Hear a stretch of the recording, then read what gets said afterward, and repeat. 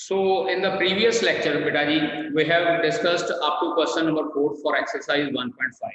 So now I'm going to start fifth question, in which it is written that A and B started a partnership business by investing in the ratio 3:5 respectively. After 6 month, बेटा मैंने यहाँ पे पिछले lecture में correction करवाई थी, 5 month की बजाय 6 मंथ समय. After 6 months C join them with an amount equal to that of B, यानी कि बी ने जितना अमाउंट इन्वेस्ट किया था उसके जितना ही अमाउंट लेकर सी आ जाता है after 6 month. In what ratio should the profit at the end of the year, बेटा फिर से वही बात, at the end of the year की बात की गई है, distributed among A B and C respectively. A B और सी के बीच में अमाउंट कितनी रेशो में डिस्ट्रीब्यूट होना चाहिए, सो दैट उनका प्रॉफिट जो है ए बी सी की ratio we have to find out. ठीक है जी, लेट अस स्टार्ट. क्योंकि ए और बी की इन्वेस्टमेंट की रेशो 3:5 दी हुई है, तो हम लोग इस तरह से स्टार्ट करते हैं. Let investment of A is equals to 3x, साथ में लिख देते हैं फॉर 12 मंथ्स, क्योंकि यहाँ पे ईयर की बात की गई है, इसलिए यहाँ पे मैं स्पेशली साथ में मेंशन कर रहा हूँ 12 मंथ्स, क्योंकि जो सी है वो 6 मंथ के बाद इनके साथ ज्वाइन हुआ था फॉर 12 मंथ. उसके बाद let investment of B is equals to 5x again for 12 months. 5x ratio है बिकॉज़ ए और बी की रेशियो हम लोग को 3:5 दी है. अब इसके बाद कहा गया था कि C joined them after 6 months with the amount equal to B. अब B का अमाउंट कितना था 5x, तो हम लोग C का अमाउंट भी 5x ही कंसीडर कर लेंगे. So investment of C is equals to 5x, but यहाँ पे लिखेंगे for 6 months. यहाँ पे C की जो इन्वेस्टमेंट है वो 6 मंथ्स के लिए है. अब यहाँ पे हम लोग को ये कहा गया है eight the end of the year उनकी प्रॉफिट रेशियो फाइंड आउट करनी है. एक बार याद रखिएगा, जब हमारे पास डिफरेंट टाइम के लिए अमाउंट आता है इन्वेस्टमेंट का, तो हम लोगों ने इसकी प्रॉफिट रेशियो जो फाइंड आउट करनी होती है उसको हम लोग टाइम से मल्टीप्लाई करते हैं. यहाँ पे प्रॉफिट रेशियो 3x/5x है, लेकिन क्या है साथ में टाइम के साथ मल्टीप्लाई करना पड़ेगा to find out the profit ratio. तो फाइंड प्रॉफिट रेशियो यहाँ पे सीधा लिख देते हैं therefore profit ratio of A is to B is to C is 3x multiplied by 12, क्योंकि जो A है उसने 12 मंथ के लिए इन्वेस्टमेंट की थी, is to 5x multiplied by 12, again B ने भी 12 मंथ के लिए की थी, और उसके बाद जो C है that is 5x into 6. C की इन्वेस्टमेंट जो है वो 6 मंथ्स के लिए ही थी. तो थ्रू आउट हमारे पास x रिमूव हो जाएगा. हम लोग यहाँ पे कैंसिलेशन क्यों नहीं करते हैं, रेशियो में डायरेक्टली हम लोग रिमूव कर देते थे जो कॉमन एलिमेंट आ रहा होता है.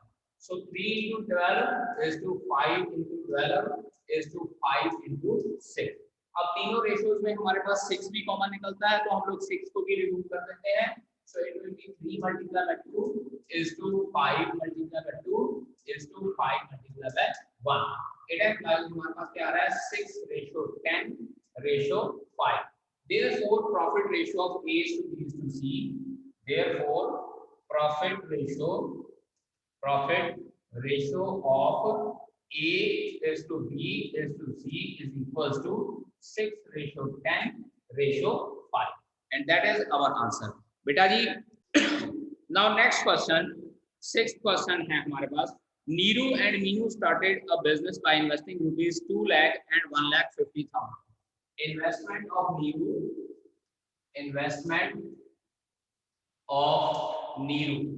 की इन्वेस्टमेंट कितनी हो जाएगी हमारे पास, is equals to rupees 2 lakh, और साथ में यहाँ पे मेंशन कर देते हैं फॉर 12 मंथ्स, 12 महीनों के लिए इसकी इन्वेस्टमेंट है, क्योंकि eight the end of the year profit count किया गया है. उसके बाद इन्वेस्टमेंट ऑफ मीनू की इन्वेस्टमेंट है रुपीज 1,50,000 अगेन फॉर 12 मंथ्स. लेकिन आफ्टर 6 मंथ यहाँ पे ये कहा गया है after 6 month Shalu join with them with rupees 2,50,000. अब शालू की इन्वेस्टमेंट की क्या हो जाएगी, यहाँ पे इस तरह से लिखेंगे शालू की इन्वेस्टमेंट रुपीज 2,50,000 फॉर 6 मंथ्स. पिछले क्वेश्चन में ही जैसा है, सिर्फ ये है कि पिछले क्वेश्चन में प्रॉफिट रेशियो फाइंड आउट करने को कहा था, यहाँ पे एग्जैक्ट प्रॉफिट मीनू का फाइंड आउट करने के लिए कहा है। तो सबसे पहले हम लोग प्रॉफिट रेशियो फाइंड आउट करते हैं। प्रॉफिट रेशियो कितनी मिलेगी? नीरू ने कितना इन्वेस्ट किया multiply by 12 is to Meenu ने कितना इन्वेस्ट किया multiply by 12 is to Shalu ने कितना इन्वेस्ट किया मल्टीप्लाई बाय 6। अब यहाँ पे मैंने आपको पहले भी बोला कि जो इसको हम लोगों ने सॉल्व करना है, इसको सॉल्व करने के लिए हम लोग जो है कॉमन टर्म्स रिमूव कर देते हैं। सबसे पहले तो यहाँ से 4 जीरोस कॉमन निकल जाती है। It will be 20 multiply by 12 is to 15 multiply by 12 is to 25 multiply by 6। इसके बाद थ्रू आउट 6 भी कॉमन निकलता है और 5 भी कॉमन निकलता है। तो यहाँ पे मेरे पास क्या आ जाएगा 4 multiply by 2 is to 3 multiply by 2 is to 5 multiply by 1। तो हमारे पास आ जाता है 8 is to 6 is to 5, यानी कि नीरू और शालू की जो प्रॉफिट रेशियो है that is 8 is to 6 is to 5 है।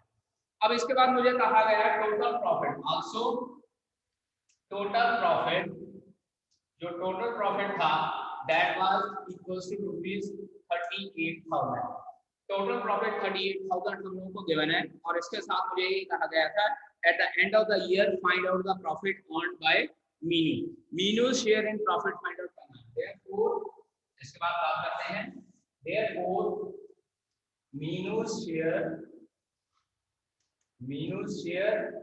in profit में मीनू का शेयर कितना हो जाएगा?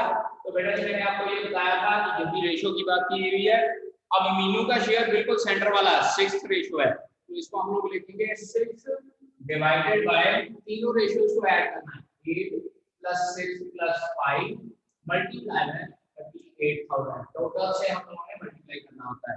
सो it will become equals to 6/19 multiply by 38,000। So 19 से कैंसिल आउट हो गया 2000, देयरफॉर आंसर कितना आ जाएगा 12,000, यानी कि Meenu share in the profit at the end of the year is ₹12,000। ठीक है। Now in the 7th question, man's A started business by investing ₹7,50,000. 7th question, investment by A is equals to ₹7,50,000। उसके बाद after 6 months, अब यहाँ पे बेटा देखिए A का बिजनेस 6 महीने के बाद B ने ज्वाइन किया, ठीक है, और उसके 6 महीने बाद सी ने ज्वाइन किया, लेकिन यहाँ पे लिखा हुआ find the ratio in which they should share the profit at the end of 2 years, यानी कि 2 साल के बाद। अब की बार टाइम पीरियड 2 years गिवन है, तो यहाँ से मैं लिख लेता हूँ फॉर 24 months 12 महीने किया है, यहाँ पे 24 months करेंगे क्योंकि यहाँ पे eight the end of 2 year का है। अगर हम लोग को eight the end of 2 year या 3 year कुछ नहीं मेंशन होता तो हम लोग बाय डिफॉल्ट 1 year कंसीडर करते हैं, लेकिन यहाँ पे 2 साल का प्रॉफिट का है, तो आई विल कंसीडर कि इन्वेस्टमेंट बाय कैपिटल ए की इन्वेस्टमेंट क्या हो जाएगी ₹7,50,000 for 24 months। Investment of B is equals to rupees, हमारे पास बी की इन्वेस्टमेंट कितनी हो जाएगी ₹10 lakh, but this is for 18 months। बेटा जी 18 महीने के लिए, क्योंकि बी ने उसके 6 महीने के बाद ज्वाइन किया। उसके बाद investment done by C is equals to rupees. अब सी की इन्वेस्टमेंट कितनी है बेटा 12 लाख, 12 लाख रुपए सी की इन्वेस्टमेंट है, and again it is for 12 months, क्योंकि सी ने बी से भी 6 महीने के बाद ज्वाइन किया। Initially 24 months, after 6 months 18 months रह गए, आफ्टर 6 months 12 months रह गए। तो A is to B is to C की प्रॉफिट रेशियो क्या हो जाएगी? Therefore profit ratio of A is to B is to C क्या हो जाएगी 7,50,000 multiply by 24 is to 10 lakh multiply by 18 is to 12 lakh multiply by 12 हो जाएगी। और बेटा जी जब ये सारी रेशियो को आप लोग सॉल्व करते हैं तो हमारे पास आंसर क्या रह जाएगा 5:4। Calculation I am not going to do, same method है, सेम क्वेश्चन है 5th क्वेश्चन के जैसा, सिर्फ यहाँ पे टाइम पीरियड 24 months 18 months और 12 months हो जाएगा multiply by investment. So you can solve yourself and you can get the answer 5:4। A, B and C together started a business by investing a total amount of rupees 9 lakh. Invest total investment यहाँ पे लिखेंगे हम लोग total investment is equals to rupees 9 lakh. 9 lakh रुपए total investment थी. अब इसके बाद ये कहा गया कि 3 पर्सन थे A, B और C. इसमें से A invested rupees 2 lakh more than B and B invested rupees 1 lakh less than C. B ने C से 1 लाख कम है, लेकिन A का जो है B से 2 लाख रुपए ज्यादा था इन्वेस्टमेंट. अब देखिए दोनों की इन्वेस्टमेंट एक तरह से C के साथ कंपेयर की हुई है, तो हम लोग ये लिखेंगे let investment of C, let investment of C की इन्वेस्टमेंट मैं कंसीडर कर लेता हूं रुपीज X, तो इन्वेस्टमेंट ऑफ B क्या हो जाएगा X माइनस 1 लाख. B ने C से 1 लाख रुपए कम इन्वेस्ट किए, यहाँ पे लिखा हुआ है कि B invested rupees 1 lakh less than C. और उसके बाद इन्वेस्टमेंट डन बाय A की इन्वेस्टमेंट क्या थी B से 2 लाख रुपए ज्यादा, तो यानी कि rupees X minus 1 lakh plus 2 lakh, ये A की इन्वेस्टमेंट थी, क्योंकि A की इन्वेस्टमेंट B से 2 लाख रुपए ज्यादा थी, तो अल्टीमेटली ये क्या हो जाएगी रुपीज X प्लस 1 लाख. तो टोटल इन्वेस्टमेंट बेटा हमारे पास क्या हो जाएगी, therefore total investment C plus B plus A, X plus X minus 1 lakh plus X plus 1 lakh is equals to 9 lakh rupees.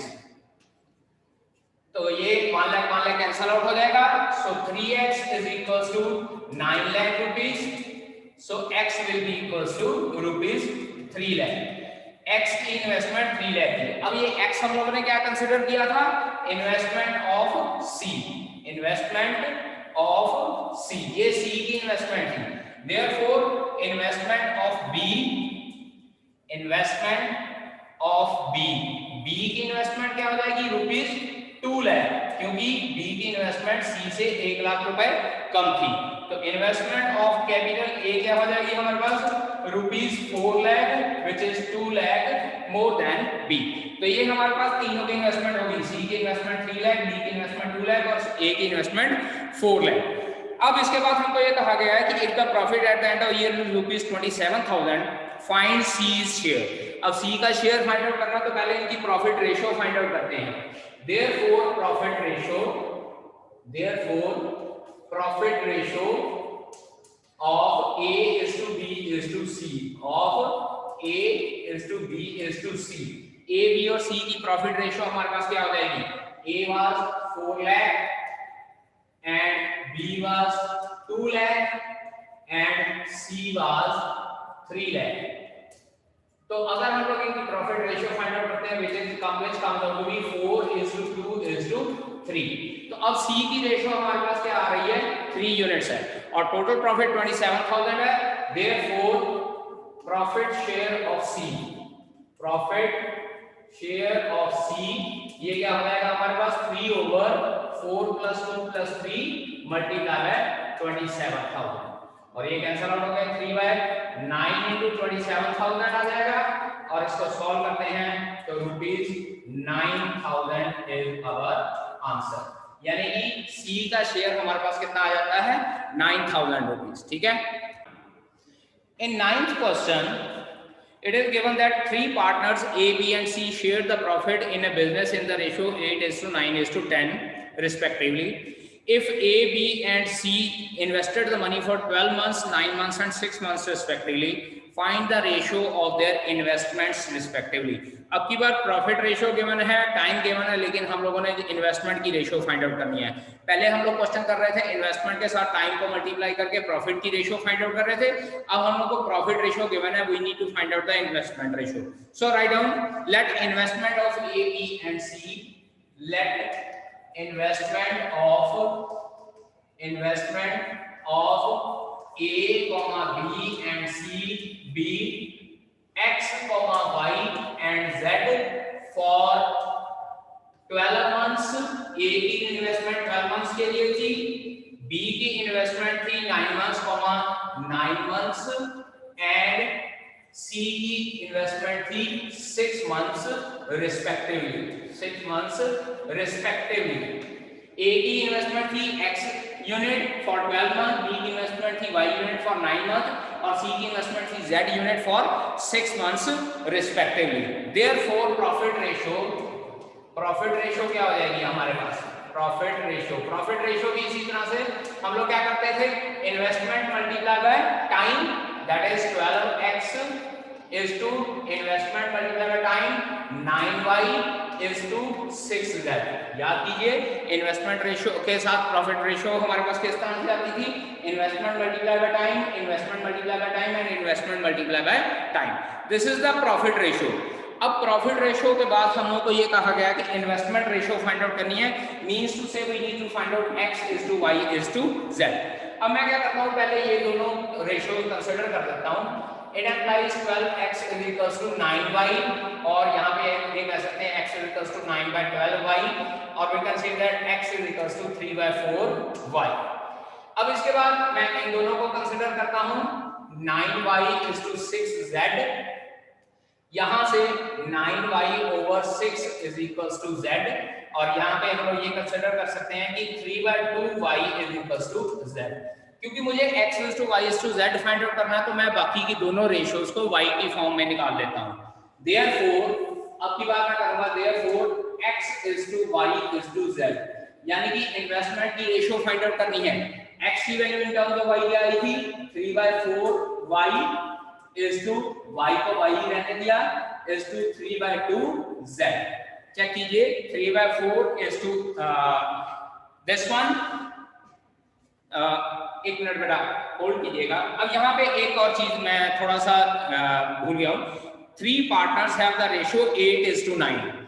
अब 8:9 यहाँ पे हम लोग ऐसे कर लेते हैं, इसको थोड़ा सा करेक्ट करना पड़ेगा बेटा जी, यहाँ पे थोड़ा करेक्शन कर लीजिए। जो 12x is to 9y is to 6z है, that was profit ratio and that was given equals to 8:9 is to 10। Profit ratio हम लोगों को 8:9 is to 10 गिवन है, तो मैं यहाँ पे इन दोनों को कंसीडर करता हूँ। 12x over 9y is equals to 8 by 9 and 9y over 6z is equals to 9 by 10। इस तरह से कंसीडर कर लेते हैं क्योंकि प्रॉफिट रेशियो ऑलरेडी हम लोगों को गिवन है, so we have to use that thing. अब इसके साथ 9 और 9 कैंसिल आउट हो जाएगा, सो x is equals to 8 by 12y, x will come out to be 2 by 3y। 4 के टेबल में कैंसिल आउट कर लेते हैं, ये 9 और 9 कैंसिल आउट हो जाएगा, सो it will become 10 over 6y is equals to z और you can say that 5 over 3y is equals to z। 2 के टेबल में कैंसिल आउट कर देते हैं। यहाँ से बेटा सिंप्लीफिकेशन करते हैं, प्रॉफिट रेशियो ऑलरेडी गिवन है तो उसको यूज करके हम लोग x और z की वैल्यू निकालते हैं। Therefore x ratio y ratio z। अब इन्वेस्टमेंट रेशियो हम लोगों ने फाइंड आउट करनी है, x की value 2 by 3y is to y is to z की वैल्यू क्या आई है, 5 by 3y। अब मैंने आपको बोला कि जब भी रेशियो फाइंड आउट करते हैं तो हमारे पास जो कॉमन चीज होती है उसको रिमूव कर सकते हैं, थ्रू आउट y रिमूव हो जाएगा, सो 2 by 3 is to 1 is to 5 by 3। या तो आप आंसर इस फॉर्म में लिख सकते हैं या क्या करना है तो थ्रू आउट हम लोग 3 से मल्टीप्लाई भी कर सकते हैं, सो इट विल बिकम 2:3:5। तो इसका मतलब क्या हो जाएगा, a is to b is to c की रेशियो जो डिफरेंट टाइम लिमिट के लिए है हमारे पास 2:3:5 है। अगर उनका प्रॉफिट 8:9:10 की रेशियो में आ रहा है, we are not suppose to find out their investment, we just need to find out the investment ratio, so उसके accordingly we can find out. ठीक है। In the 10th question, it is given that Shinu, Vibhu and Chinky together started a business. Shinu invested rupees 54,000 for 8 months, Vibhu invested rupees 64,000 for 6 months and Chinky invested rupees 96,000 for 3 months. Time different है और investment भी different है। Sheenu is a working partner. अब इन तीनों में से Sheenu working partner है और बाकी के दोनों स्लीपिंग पार्टनर। मैंने पिछले लेक्चर में भी बताया था कि अगर कोई वर्किंग पार्टनर होता तो उसको एक्स्ट्रा इंसेंटिव मिलता है। अब वही चीज यहाँ पे लिखा हुआ है और यहाँ पे लिखा है and received 10% of the profit for managing and operating the business. इसका मतलब क्या है कि जो प्रॉफिट है उसका 10% उसको एक्स्ट्रा मिलता है। तो मीन्स टू से कि if the total profit earned is ₹25,300, इसमें से पहले ही 10% निकाल के हम लोगों ने शीनू को दे देना, बाकी जो बैलेंस प्रॉफिट बचा होगा उसको फिर हम लोग डिफरेंट रेशियो में उनकी इन्वेस्टमेंट की रेशियो में डिस्ट्रीब्यूट करेंगे। मैं फिर से बता रहा हूँ बेटा कि जो वर्किंग पार्टनर होता है उसको इंसेंटिव मिलता है, और इंसेंटिव क्या होता है, जितना प्रॉफिट होता है उसमें से उसको एक्स्ट्रा मिलता है। तो यहाँ पे यही कहा हुआ कि जितना प्रॉफिट हुआ उसका 10% शीनू को एक्स्ट्रा मिलेगा। तो सबसे पहले हम लोग शीनू को कितना मिला एक्स्ट्रा वो फाइंड आउट कर लेते हैं और रिमेनिंग प्रॉफिट फाइंड आउट कर लेते हैं। Write down total profit is equals to total profit is equals to ₹25,300। ठीक है जी। उसके बाद वर्ड हम लोग यूज करते हैं 10% एक्स्ट्रा रिसीव कर रहा, तो उसको लिखेंगे 10% एक्स्ट्रा या incentive given to Sheenu, incentive for Sheenu, incentive for Sheenu. Sheenu के लिए इंसेंटिव क्या है, 10% ऑफ 25,300। 25,300 का 10% क्या हो जाएगा बेटा, 10/100 मल्टीप्लाई बाय 25300। तो ये हमारे पास आ जाएगा 2,530 रुपए, ₹2530। तो रिमेनिंग प्रॉफिट अब हम लोग फाइंड आउट करेंगे रिमेनिंग प्रॉफिट, क्योंकि रिमेनिंग प्रॉफिट बाकियों में उनकी इन्वेस्टमेंट की रेशियो के अकॉर्डिंगली डिस्ट्रीब्यूट होगा। ये 10% इंसेंटिव शीनू को इसलिए मिलेगा क्योंकि शीनू वर्किंग पार्टनर है। तो रिमेनिंग प्रॉफिट क्या हो जाएगा, 25,300 माइनस 2,530। और जब हम लोग बेटा इसको सॉल्व करते हैं तो हमारे पास आता है ₹22,707। ये हमारे पास टोटल प्रॉफिट जो बाकी बच रहा है वो है। अब हम लोगों ने इस प्रॉफिट को बाकी तीनों में डिस्ट्रीब्यूट करना according to their investment ratio. अब बात करते हैं उनकी इन्वेस्टमेंट की। ठीक है, investment of Sheenu. Now investment of Sheenu, Sheenu की इन्वेस्टमेंट कितनी थी, दैट वाज ₹54,000 फॉर 8 मंथ्स, 8 महीनों के लिए। उसके बाद investment of second person was Vibhu, Vibhu की इन्वेस्टमेंट कितनी थी, that is ₹64,000 and that was for 6 months, 6 महीनों के लिए। And third one was Chinki, तो चिंकी की इन्वेस्टमेंट कितनी थी, दैट वाज ₹96,000 फॉर 3 मंथ्स, 3 महीनों के लिए। So let us find out their profit ratio. Profit ratio find out करते हैं, दोनों की तीनों की कितनी आ जाएगी। देयरफॉर प्रॉफिट रेशियो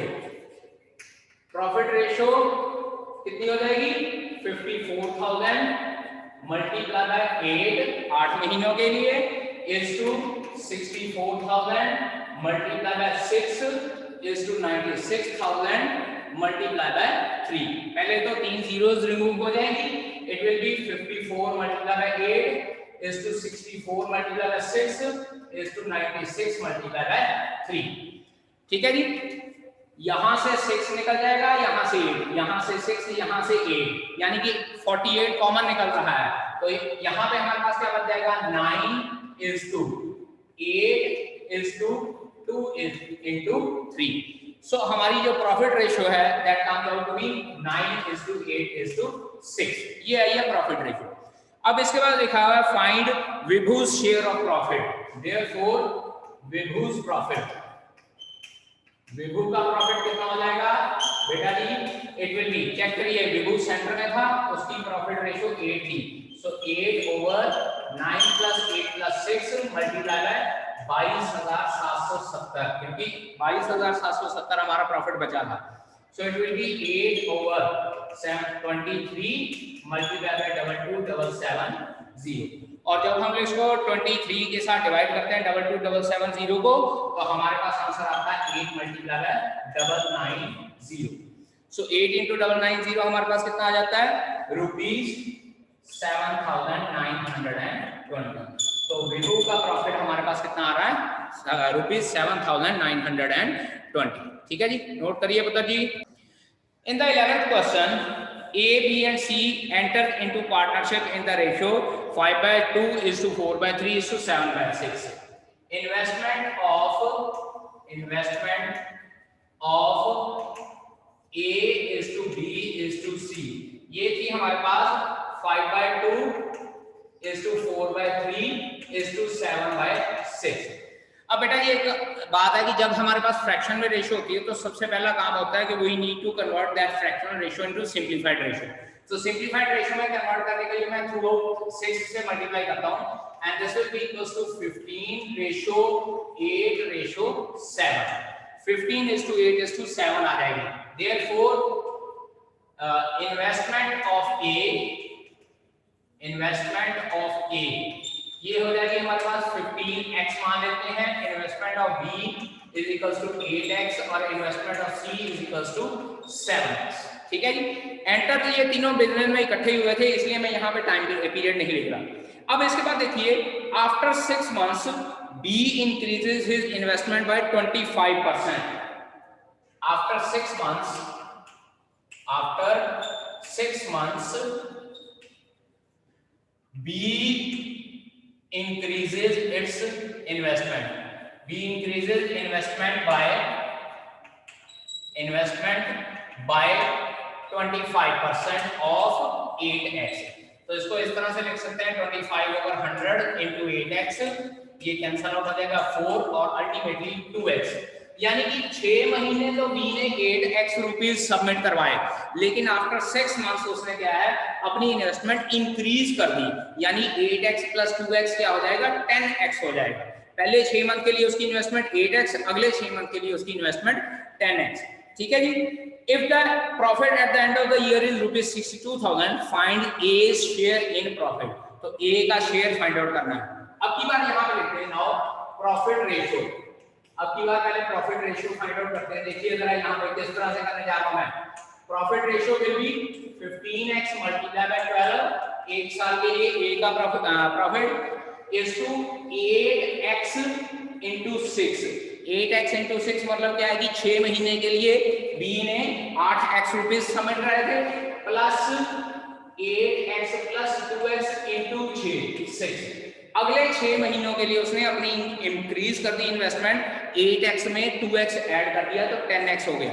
6 महीने के लिए 8x थी, 6 महीने के लिए उसकी 10x थी। इज टू C की क्या थी 7x into 12। तो ये हमारे पास आ जाता है 15x into 12 is to 48x plus 60x। 108x into 108x हो जाएगा और ये हमारे पास 84x हो जाएगा। मैंने डायरेक्ट मल्टीप्लाई कर दिया। सो 15 12 का 180x is to 108x is to 84x आ जाएगा। ठीक है। थ्रू आउट एक तो x कैंसिल आउट हो जाएगा, उसके बाद फर्दर आप लोग जब इसको डिवाइड करते हैं 12 इसमें से कॉमन निकल जाएगा तो ये मेरे पास आ जाएगा 15:9:7 रेशियो रह जाती है। 15:9:7 ये आया है A, B और C की इन्वेस्टमेंट की प्रॉफिट रेशियो। अब इसके बाद हमको ये कहा गया कि A का शेयर फाइंड आउट करना। Total profit 62,000। Total profit 62,000 rupees 62,000। तो क्या आंसर आ जाएगा देयरफॉर A's शेयर कितना हो जाएगा इज इक्वल्स टू 15/15 + 9 + 7। जिसका शेयर निकालना है उसकी रेशियो ऊपर divided by total ratio multiply by 62,000। ये आ जाएगा 15/31 मल्टीप्लाई बाय 62,000। ये 31 के टेबल में कैंसिल आउट हो जाएगा 2000 और 15 into 2000 क्या हो जाएगा rupees 30,000 and rupees 30,000 will be your answer for this question। ठीक है बेटा जी।